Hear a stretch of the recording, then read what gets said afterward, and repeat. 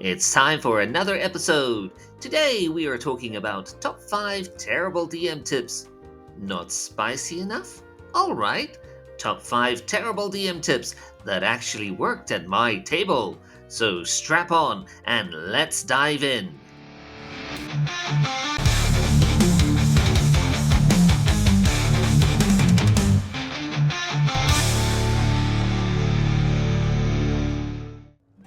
I have been a DM for many years now. I've had my ups and downs with certain rules and tips that worked and didn't work in my games. I could have named this video 5 rules that keep my games going, but no one would click on that. These are the tips that most parties would not implement at their own table, but work surprisingly well in my games. So let's break down the top 5 terrible DM tips that actually worked for me. Number 5. Schedule around the DM. I've had too many games that petered out because the party could not get their schedules aligned. So I implemented a rule that said that our games are played once a week at a certain time. Those who can't make it will have an in-character reason why their characters can't attend. Now, it might sound rude, but this actually worked. If one player was missing, they didn't feel bad because the game could not continue without them. Note that I still skip a week when more than half the party can't attend. But this method has kept my games going for years. Number 4. Roll in front of the players. I love rolling in front of my players. Not only does it build tension around the table, but it takes the idea of having the dice tell the story to a whole other level. Players will know that the DM is not fudging any rolls. Number 3. Unbalance Encounters. Life is not fair.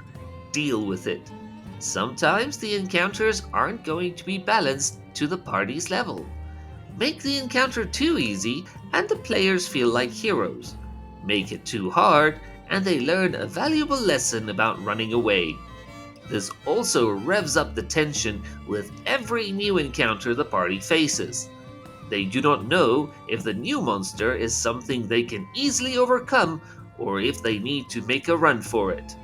It keeps the game interesting and keeps the players talking around the table. Number 2. Start at level 1. I've talked about the value of starting at level 1 before, especially for new players learning the game. But there is more value to starting at level 1. Player characters start off feeling weak, but later in the game, they accumulate more power. They start to invest more in their character who has come this far. And it feels pretty good when you pummel that bandit that almost killed you at level 1. Number 1. Kill your players. Did I say players? I mean player characters. Life is valuable, and a life of an adventurer is dangerous. If you give your player characters plot armor, they will figure it out pretty soon.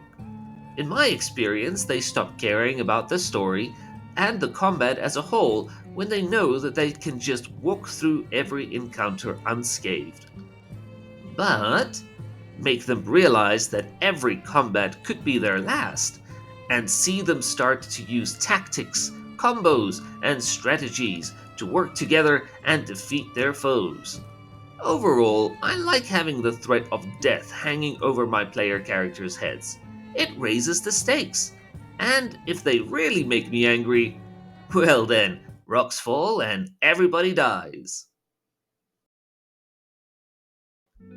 And there you have it, the top 5 bad DM advice that I use in my games.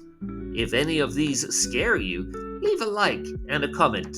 If you want to share some of your own bad advice that worked at your table, let me know in the comments.